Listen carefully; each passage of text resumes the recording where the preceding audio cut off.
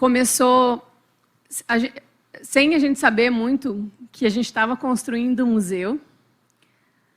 Mas você quer saber desde o começo mesmo, assim, tipo, de quando eu percebi que faltava uma arte que eu queria ter na minha casa. Né? Eu comecei a gostar de arte. Quando eu fui comprar uma primeira obra de arte, estava decorando a minha casa, estava realizando um sonho. E eu reparei que, nessa hora, eu entendi o atributo da obra de arte e vi que era uma coisa que tinha um valor, porque durava muito com o tempo, e que, imagina quantas vezes na vida a gente passa por uma obra de arte, a gente vai ser impactado por ela. Né? Em publicidade, a gente chama isso de impacto, né? O número de vezes que você vai olhar para aquilo. E aí, Azaf, eu percebi que, eu falei, mas por que eu estou a fim de colocar uma obra de Deus, mas que eu queria que fosse algo moderno, que fosse algo diferente. E aí eu comecei uma pesquisa para saber quem e quais artistas estavam falando de Deus de um jeito novo e contemporâneo. E o resultado da minha pesquisa foi que muito poucas pessoas estavam fazendo isso de um jeito novo. E aí foi uma mistura de... Isso mais ou menos em que ano? Isso foi em 2013. 2013. Já daqui a pouco faz 10 anos. E eu e meu marido, a gente sempre foi um casal assim muito social, assim, de gostar de fazer as coisas para fora de casa, né? Então, depois que a gente se converteu, a primeira coisa que eu pensei, que eu queria me identificar, né? Porque eu descobri um universo novo, que era o universo com Jesus, né? E eu falava, então tá, então agora a gente vai sair, a gente vai para onde, né? E aí eu via que as coisas meio que para o universo gospel, elas eram normalmente mais feitas com menos recursos, com menos excelência. Eu não estou generalizando, mas era uma impressão que eu tinha, porque eu vivi o mundão, digamos assim, né? Então, eu tinha tido oportunidades. E aí, acho que veio um pouco desse incômodo de pensar assim, nossa, quando o meu filho crescer, qual a alternativa que ele vai ter? Porque ele já vai vir de um berço cristão não de... como é que a gente chama? Praticante. Um berço cristão praticante. Então, qual vai ser a festa que ele vai poder ir? Qual é o filme que ele vai assistir? A música que ele vai ouvir? E a gente gostava dessa coisa de ser diferente. Acho que tem também um pouco de cada um, né? Não que na música, às vezes, mais óbvia, dentro de uma construção, que é a música gospel, não fosse legal, mas eu estava interessada nessas pessoas que estavam fazendo de um jeito diferente. E como surgiu a visão de Sique Bartão? Quando, depois dessa pesquisa, eu percebi que existia muito pouca gente fazendo isso, eu enxerguei com olhos de que isso era uma oportunidade. Uma oportunidade, bom, se tem a falta, né, de uma obra de arte que eu estou procurando, assim, de me identificar com uma obra de arte, quer dizer que existe um mercado para isso, que pode ser que outras pessoas estejam se sentindo assim como eu, não se identificando com o que existe, né, ou buscando mais identificação. E aí eu entendi que talvez eu precisasse incentivar isso. Bom, se eu quero uma obra, se eu quero ficar olhando para uma obra que fale de Deus de um jeito moderno, se ela não existe, vamos criar ou incentivar, já que... Porque, assim, a gente é meio metida a inventar a moda, mas eu não tenho que confessar que eu não tenho seu dom, né, Azaf? Não, tem. Aqueles negócios, não. Meu maior dom foi fazer scrapbook. Então, esse aí já é um pezinho ali, né? Uma vontade. Foi por causa de si que eu... Amém. Você lembra? Que não, que bênção. 2000 e sei lá quantos. E aí, em 2013 para 2014... eu pensei em convidar alguns artistas de Cuiabá para interpretarem parábolas da Bíblia da maneira deles, né? Que não fosse de um jeito literal, tão óbvio e tal. E acabou dando certo. E aí tivemos esse primeiro leilão, que foram 11 obras, e foi muito legal. Né? Mas assim, eu não sabia muito o que ia acontecer depois disso. Eu só sabia que a gente tinha impactado a artista, porque nesse processo para convencer um artista a pintar uma parábola de Jesus, primeiro que eu precisei aprender, né? Que já foi muito legal, porque às vezes eu, pastor, me fala aí, como é que faz essa coisa? Aí ela para o artista parecia que sabia desde pequenininha. E às vezes o artista devolvia, não, mas eu não entendi essa parte. Eu falo, não, me dá só 5 minutos que eu vou ler a Bíblia. E pastor, às vezes a Bíblia... E então teve esse impacto dos artistas, que foi muito importante. Teve o próprio acervo, que hoje, apesar de estar na casa das pessoas que compraram, provavelmente vai ser algo que, enquanto a gente, né, vai durar, pelo menos bastante tempo. E percebi que o que eu poderia fazer a partir daquilo, né? Mas ainda nessa época não era uma ideia de museu, era só ver que aquilo tinha sido bom, tipo, tinha sido legal. O ano passado, ou esse ano, eu estou um pouco perdida da pandemia, faleceu Irigaray, que foi um artista muito importante para a arte matogrossense. E ele foi um dos convidados para participar do primeiro leilão. E era muito difícil conversar com ele. Porque ele ia muito fundo nos questionamentos, então, às vezes, eu ia conversar com ele e ele pintou a ovelha perdida. Eu falava, Irigaray, né, era assim, conversa de meia hora, ele falava, não, mas se Deus é tudo e tudo é nada, então nada é tudo, e eu não vou mais pintar porque não faz mais sentido para mim. Eu falei, não, calma, vamos voltar. Vamos voltar para a verdade. Jesus é a verdade. Eu tinha que me lembrar disso tipo, toda hora com relação a não me perder, porque se eu entrasse no raciocínio dele, era capaz de eu me perder. Então, Deus, me ajuda. E então, quando eu percebi que o artista é um processo e que a gente não vai esperar ninguém santo para poder representar, e que tudo isso foi muito revelador quanto a ser uma das nossos pilares, né? Não importa, venha como está, né? E os artistas também. Eu acredito que na hora que a gente está criando, a gente se expõe a um mundo espiritual. Né? A gente acessa o imaginário e materializa numa obra. Acessar esse mundo espiritual, lá tem tudo. Então, vamos falar do artista ou quem não está carimbado por Deus. Você tem contato com qualquer coisa. Principalmente se alguém... Imagina quem usa algum subterfúgio de, né, artista que às vezes escolhe um outro caminho. Na hora que você acessa o mundo espiritual, eu acho que você tem que estar fincado numa coisa que é muito forte. Né? Às vezes até da graça comum, digamos assim, que é o amor, que é para você realmente não se perder. Então, assim, é como se todas as dimensões juntas. Né? Então, esse negócio do imaginário, do espiritual, para o artista, que tem uma sensibilidade a mais, porque o artista ele é mais sensível. Né? São 5% da população, em média, né? Das pessoas que têm essa coisa da empatia, né? De se colocar no lugar do outro, de serem criativos, imaginários. Lógico, a criatividade não é limitada, né? Todo mundo pode desenvolver, mas eu acho que é uma parada com Deus mesmo, para a gente fazer a coisa certa. Às vezes eu olhava para uma arte, antigamente, e eu julgava a arte porque ela me incomodava ou porque ela não era exatamente como eu achava que gerava vida. E, às vezes, quando você está curioso, até para você discordar, você tem que entender o que aconteceu. Né? E nessa descoberta do que aconteceu, como os artistas... porque o que levou um artista a expressar aquilo, você vai encontrar sempre a pessoa atrás daquilo. Então, é muito... O Deus na arte, metade é o que o artista quis dizer, mas a outra metade é você com a arte. Diz que não é o que vem de fora que contamina o homem, mas o que sai do coração dele. Então, eu acho que a excelência agrada a Deus, né? Toda vez que a gente usa os nossos dons para glorificar a Deus, não tem como o resultado disso não ser vida, né? Então, tem muita arte, às vezes o melhor tipo de arte que eu considero é aquele que, de fato, não precisa de nenhuma explicação, né? Que já é tudo, ela é bela por si só, e depois ela vem com as camadas de complexo. Quanto mais você descobre sobre ela, você vai ficando mais ainda instigado, sabe, a conhecer.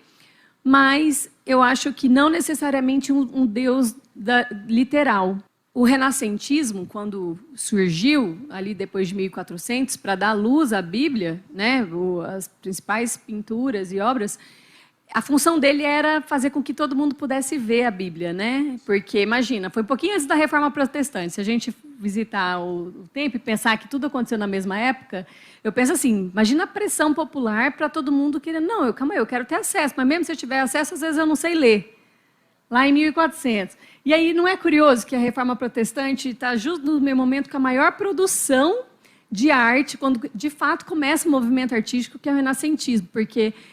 Não sei se, por um lado, às vezes a igreja, numa estratégia de manter todo mundo mais calmo, por conta de dar à luz a muitas das coisas que estavam escritas, mas, por outro lado, hoje a gente tem também uma riqueza, né, de cultura e de produção que influenciou toda uma história.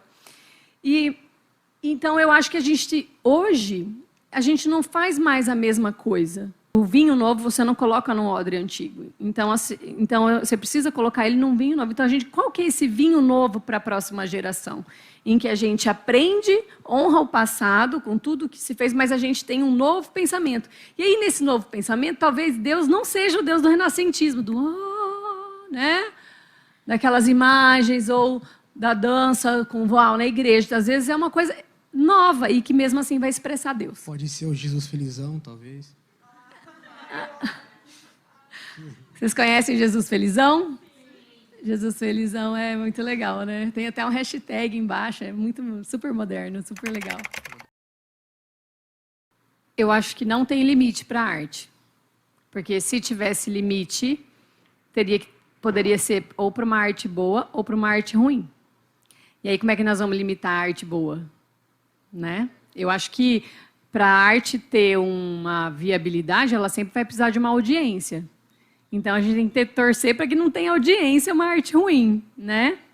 Mas não existe, na minha percepção, não pode ter limite para a arte. Eu aprendi a gostar da performance. Porque a performance diferencia das outras tipos de arte porque ela é efêmera, né? Ela realmente não dura, mas ela não dura assim. Muita gente vai se lembrar dela, né? Pelos registros ou pelo impacto que ela causou.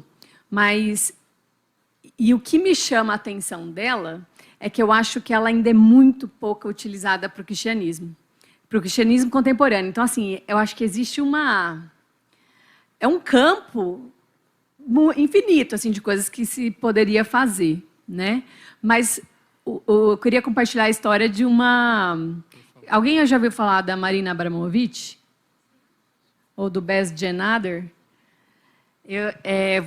A Marina Abramović, uma das coisas que ela fez que foi muito curioso é que ela teve um dia, há muito tempo atrás, que ela entrou numa sala, chamou os convidados, colocou uma mesa cheia de objetos e deixava com que as pessoas fizessem com ela, assinou um termo lá, que ia ficar lá durante um certo tempo, e que as pessoas podiam fazer com ela o que quisessem usando aqueles objetos.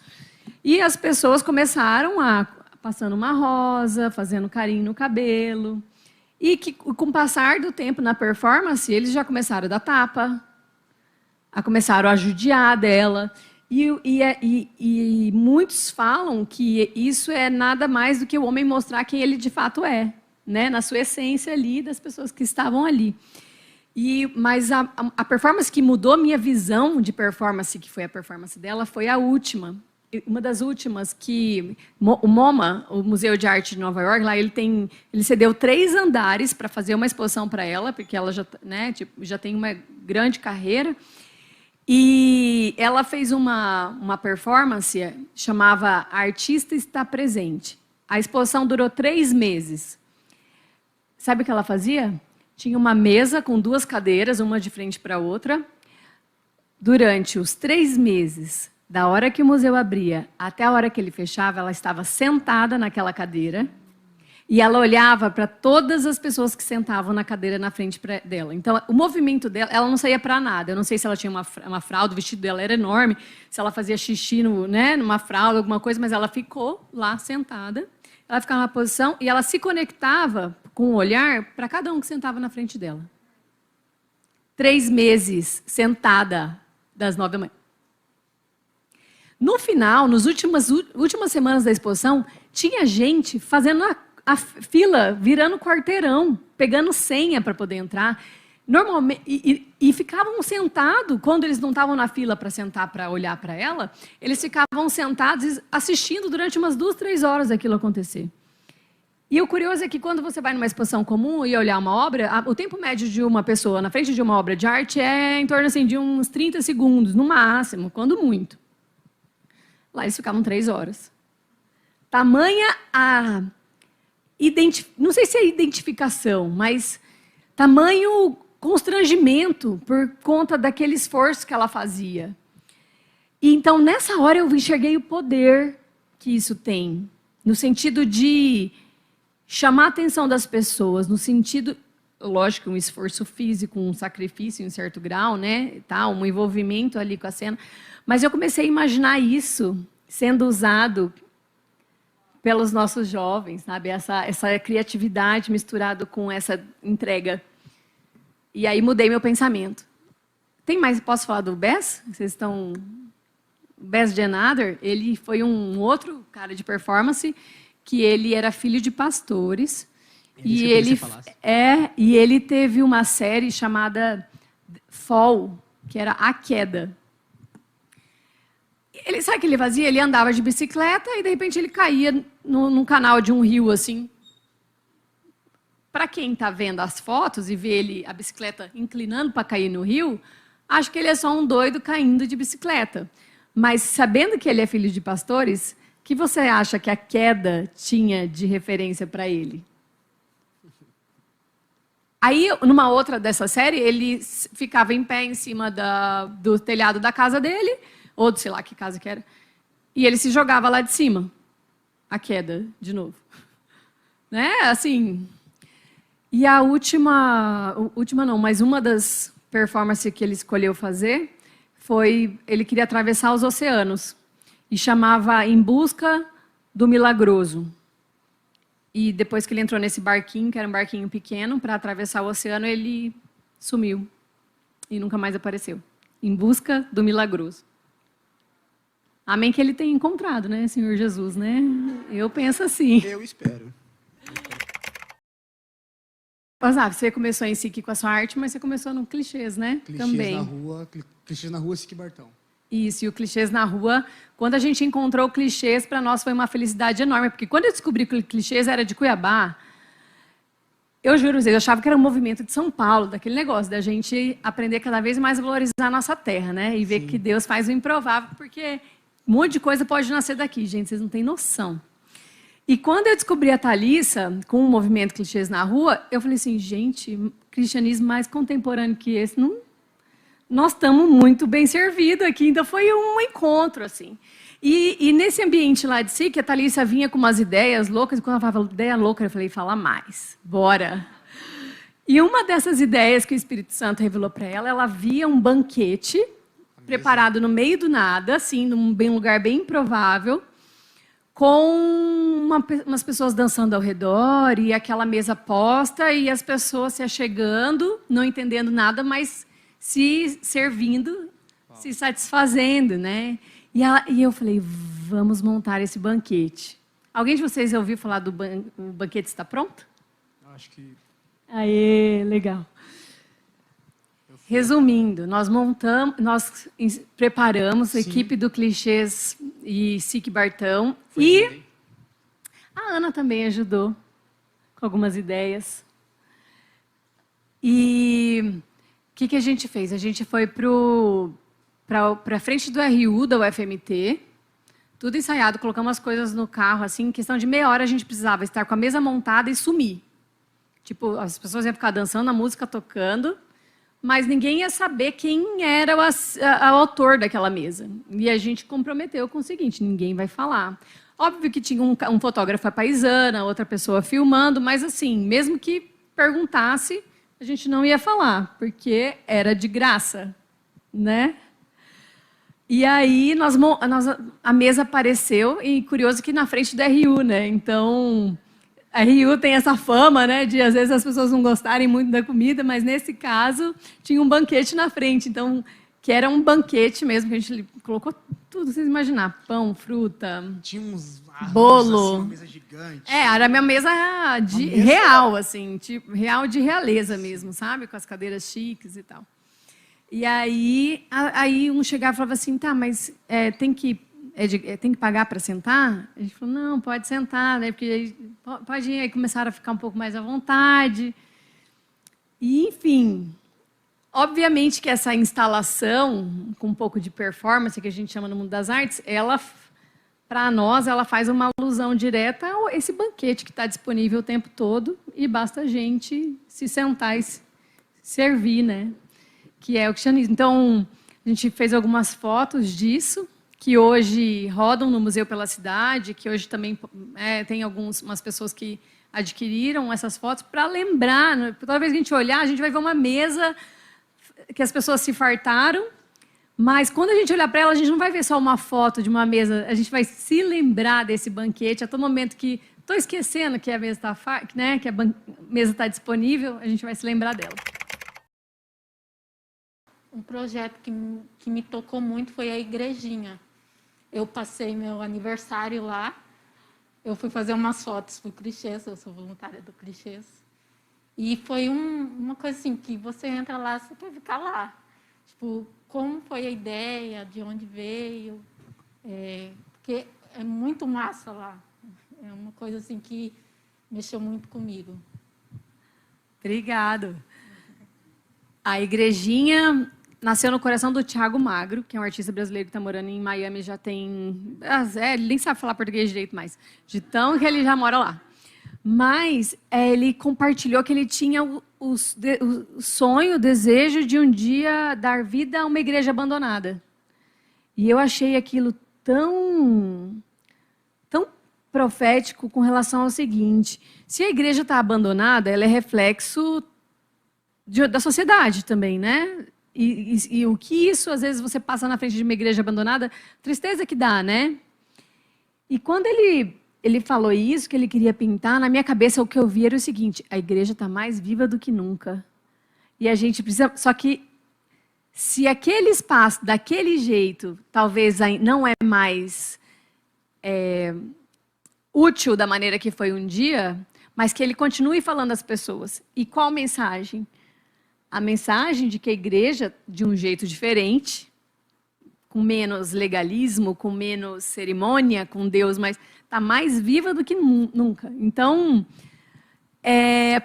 do dia que ele compartilhou isso com a gente, que foi em dezembro de 2018, para a gente encontrar a igreja, e a gente assim, tem que ser em Cuiabá, né? Vamos atrás dessa igreja para que não vá parar em algum outro lugar. Vai que algum outro doido queira fazer em algum outro... Não, então é aqui. E aí, quando Deus quer...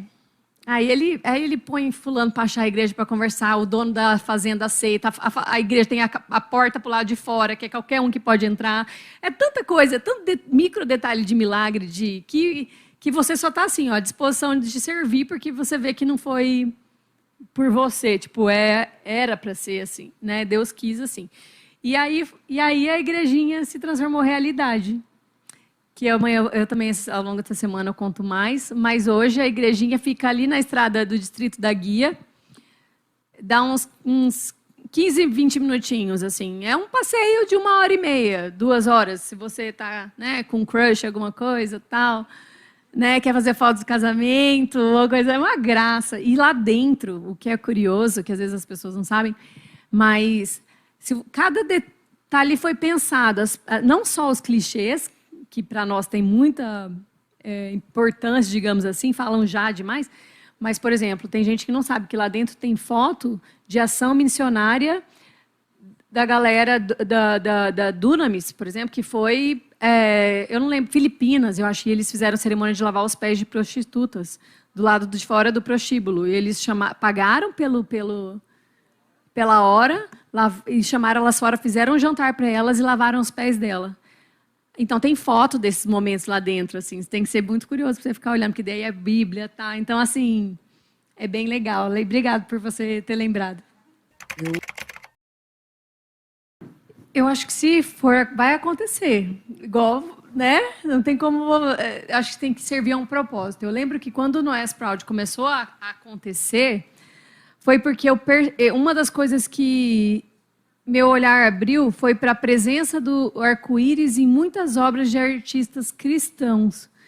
E aí eu lembro que eu falava assim, nossa, se eu olhasse para o olhar da polêmica que aquilo poderia gerar, eu falava assim, né? Tipo assim, tem muita gente que faz arte só para ser polêmico. Tá? É fácil demais, né? Tipo, você pode usar mais... E aí eu falava, mas não é para isso que Deus está me mostrando. A Noés Proud aconteceu quando ela serviu para um propósito, quando ela realmente tinha algo para comunicar e ela fez sentido no testemunho de alguém que superou desafios ao fazer o seu testemunho, a se expor na frente da igreja, a falar de assuntos que é difícil falar no ambiente da igreja, e ao talvez provocar uma reflexão em nós cristãos, porque o que aconteceu nesse dia? Tinha uma bandeira de 6 metros de comprimento e uma lata de tinta em cada uma das faixas dessa bandeira, onde as pessoas pisavam com os pés e iam pintando o arco-íris no chão da igreja. E ressignificando a aliança, mas mais do que isso, sabendo que a bandeira ela tem o significado que ela tem hoje, não em todas as cores, mas tem, e que em muitos momentos ela está servindo como um significado de separação. Que muro é esse que nós cristãos estamos construindo quanto ao arco-íris, muitas vezes até mãe brigando com o filho quando chega em casa com alguma coisa do arco-íris, ou assim, com relação a quem tem mais obrigação de amar porque é amado do que nós cristãos. Então é muito louco, porque mais do que aquela história do ama o pecador, mas não ama o pecado, tá, mas chega dessa ladainha, tipo, como a gente exerce isso na prática, como a gente aproxima isso da prática, quais são as... Então, a arte tem esse poder de acolher, de mostrar que somos bem-vindos e criar esse ambiente para evoluir e fazer pensar. A gente sempre tem um tema dentro de SIC. Então, a nossa abordagem com o artista, ela tem um pressuposto, que é... A gente chama o artista para conversar, quando o artista é do mundo, e a gente fala assim, como um processo da criação. Você se dispõe a se conectar com essa palavra e interpretar essa palavra como um exercício mesmo e também como uma estratégia de alcance, digamos assim, porque um ator, um intérprete, para ele fazer bem feito, ele tem que se conectar com aquilo que ele está cantando, com aquilo que ele está, né, interpretando. Então, quando alguém... quando a gente acessa um artista que a gente sabe que não é cristão, a gente pergunta isso, e eu posso compartilhar com vocês aqui, eu não vou expor o nome do artista, mas já teve situações em que eu pedi para o artista assim, você faz uma intervenção para nós sobre, eu lembro que era Pedro, pescador de homens, e ele virou para mim e falou assim, não tinha ninguém lá em SIC nessa hora, quer dizer, tinha, até umas pessoas saíram meio rápido, ele virou assim, se eu quiser ir para o inferno, o problema é meu.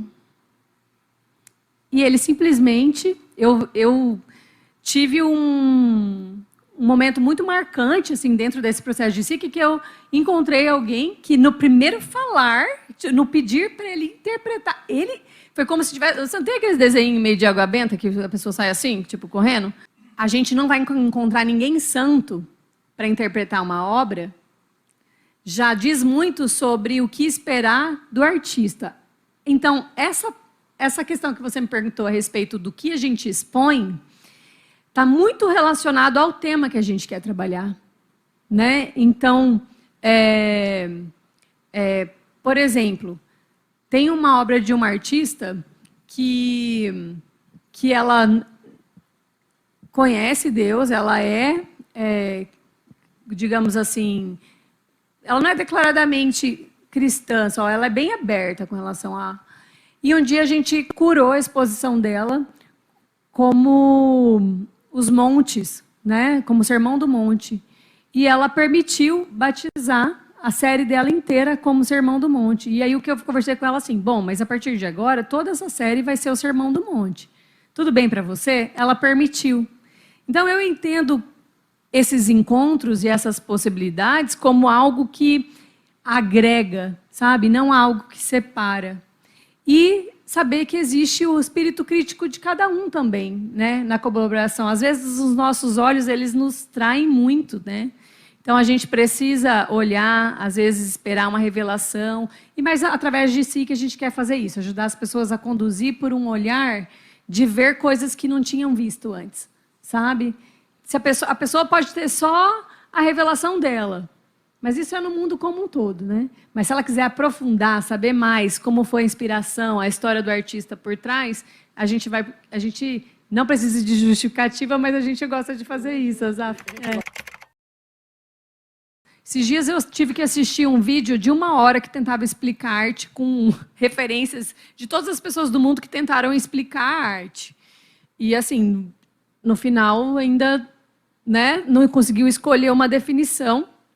Mas eu acho que tem alguns pilares que SIC quer buscar, assim, com relação a ser uma arte que, de alguma maneira, me vem sempre à mente Jesus entrando no templo, sabe? E afastando algumas coisas. Então, por que a gente tem que se preocupar? Se a igreja estiver viva e atuante... Se aquela igreja... O problema na Europa são as pessoas, né? Então, por quê? Porque elas estão longe de Deus, elas estão frias, elas estão como a igreja fria. Então, na hora E aí a intenção é que, através da arte... Porque se a gente usa a música, se a gente usa o filme, se a gente usa todos os recursos, não é possível que a gente vai continuar ministrando culto da mesma forma que há 100 anos atrás, 200 anos atrás, entende? Então, eu acho assim, Deus nos deu tantos dons, tantas formas diferentes de sermos criativos, de levar a palavra, que meus desejos, no fundo do meu coração, que Deus plantou, foi que a gente use esses mesmos recursos para poder expressar a palavra de um jeito criativo, diferente, e amém que sim, que pode ser uma ferramenta para isso. Mas não podemos ter muito preconceito, porque... Eu já vi muita obra com preconceito, e eu estou mostrando aqui, sendo vulnerável com vocês para falar isso, de obras que eu até comentei com o pessoal ali dentro. Gervane de Paula, por exemplo, um artista daqui de Cuiabá.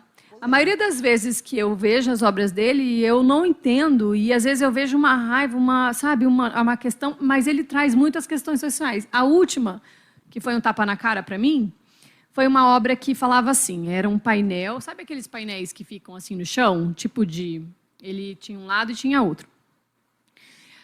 De um lado estava escrito assim, ó, aos 4 fui estuprada, aos 8 virei prostituta, aos 14 gozei, não sei o que lá, de repente, aí minha fé de uma hora para outra esvaziou-se e fui levada a terreiros e tarararará. E, tipo assim, desgraçou a vida, hoje sou uma desgraçada esquizofrênica. Era isso. Eu olhei para aquela obra e falei assim, hã? Tipo, para que serve isso? Meu julgamento, né?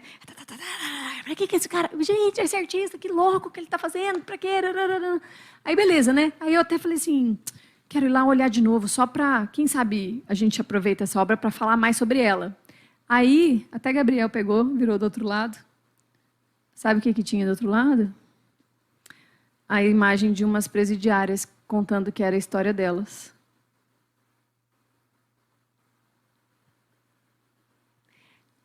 Ou seja, ele estava chamando a atenção para uma história de alguém que tinha uma pessoa por trás daquela história e que muitas vezes a gente esquece. E aí, quem está certo? Né? Mas a questão é que quando a gente se interessa, a gente não se fecha no preconceito, no pré-julgamento. Ah, eu sei, eu estou certo. E você se interessa porque pela história por detrás, pelos motivos, e você sabe que você tem algo bom, mas né, você precisa se despir de muita coisa, aí você leva o tapa na cara. Quando eu me pego pensando muito lá na frente, eu começo a dar um piriri. E eu entendi que muitas vezes é o próximo passo que a gente tem que pensar. É pelo menos no próximo passo, sabe? Então, eu sinto que o que Deus me traz uma paz no meu coração é com relação ao seguinte. A gente tem uma possibilidade tão grande de fazer história na arte, mas não pela vaidade, mas por esse conteúdo que a gente tem, que é Deus, que é como se o Brasil fosse uma tela em branco. Sabe, a gente não tem uma pressão sobre a nossa identidade cultural que faça com que a gente tenha sempre um passado para as pessoas se compararem, sabe? A gente é uma tela em branco em que Deus escolheu Cuiabá, nos escolheu. Isso, para mim, é muito... Olha o Connect, que ambiente que é esse. Estou sabendo que clichê está vindo para cá. Gente, não sei vocês, mas eu estou arrepiando. Com relação, assim, se ele já fez tudo que ele fez até agora, com relação a improvável estar... né, ser responsável por isso, que eu não me achava competente, então o resto... Mas eu quero crer que a gente um dia possa ser um exportador cultural. Sabe? Que as pessoas vão querer vir para saber o que tem aqui. Sabe? E ser inspirados por isso.